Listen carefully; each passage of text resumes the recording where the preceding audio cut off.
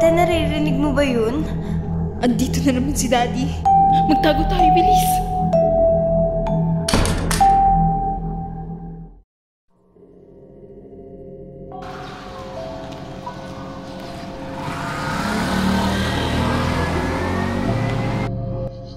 Ano bang kababalagan ang nangyayari sa kanilang bahay? Parang may mga kakaibang pangyayari. Oo nga, napapansin ko na hindi na normal kinikilos ng pamilya ni Pedro. Ikaw, ano masasabi mo? Naniniwala ba kayo sa mga multo? What if minumulto na pala sila ng yumaong ama nila? Pamira, hindi naman yan totoo. What if lang naman? Malay natin, diba? Totoo ngang minumulto na sila ng daddy nila.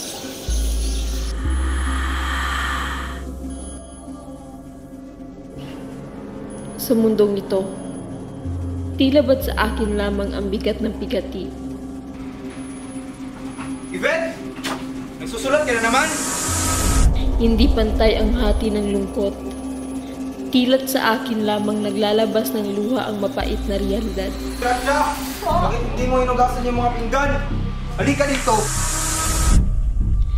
Sa kanilang mga mata, tila ba't ako ang nakikita lamang bilang isang pagkakamali? Hindi nararapat ang tingin ng iba. Ngunit ang aking halagay, labis na nagtatago sa ilalim ng maling panghusga. Sa mundong ito, tila ba't sa kanya lamang ang bigat ng pigati? Tila ba ay biglang nawala ang liwanag sa loob ng aming pamamahay? Biglang naglaho, biglang nag-iba, at biglang nawala. Alam mo ba yung mga nangyayari sa pamilya ni Yvette simula nung namatay yung mapang-abusong daddy nila? Sabi ng mga kapitbahay natin, mas lalong umihirap ang buhay ni Yvette dahil siya lamang ang inasahan ng kanyang mga kapatid. Balita ko'y nakakaranas din siya ng mga hindi may paliwanag na pangyayari.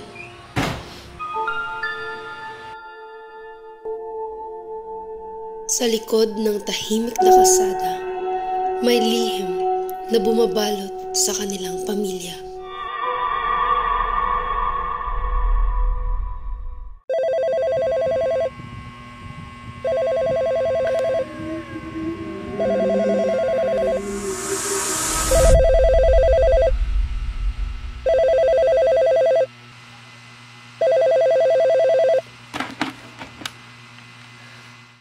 Sino to?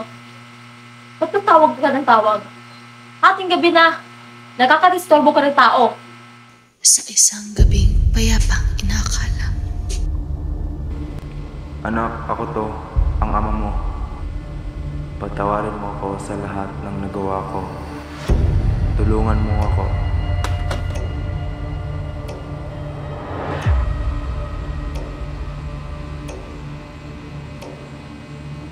Ang tawag mula sa kanyang yumaong daddy, bumubukas ng mga pintin ng kakaibang tao.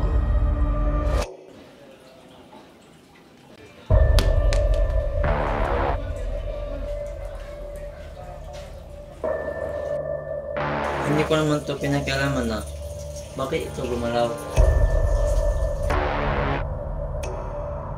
Bakit hawak-hawak mo ang bola ng iyong ama? Tago na yun sa basement Simula nang pumanaw si daddy, marami na talagang kababalagan ang nangyayari dito sa bahay. Huwag kang maniwala sa mga ganyan.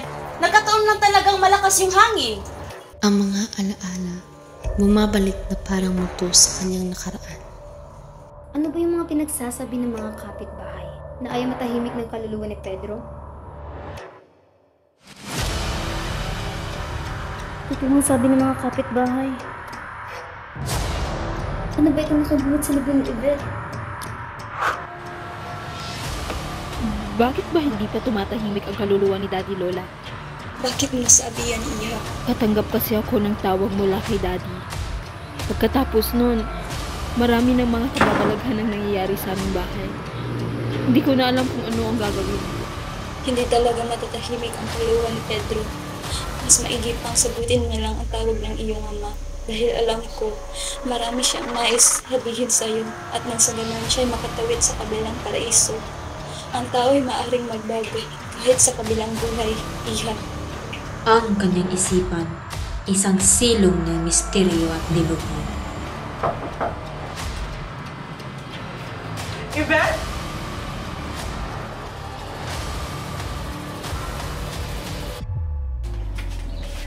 Nahihimaw na ba kayo? Kung ano-ano na lang ang pinagsasabi ninyo na nagpaparamdam ang iyong ama. Bakit ba hindi ka naniniwala? Hindi na nga kami makatulog ng maalis dahil hindi niya kami tinatantanan. Alam mo, hindi namin kasalanan kung hindi siya makatawid sa paraiso na yan. Ayusin mo ang mga pinagsasabi mo. Mabuti ang iyong ama kaya't matagal na yung namayapa. Bakit ba ayaw mong maniwala? Kami ang mas naaapektuhan dito. Palibhasa kasi, mas inuuna mo pa yung sarili mo kaysa sa amin. Bahala ka! Ang tawag na biglang gumimbala sa matiwasay kong buhay. Bawat segundo'y sa akin nagbibigay ng takot. Pati ang aking isipan ay nalalason na ng mga ilusyon. Isang katanungan ang nakaudyok sa aking isipan. Bakit ba tumawag sa akin ang ama kung nagdulot sa amin ng kapaitan?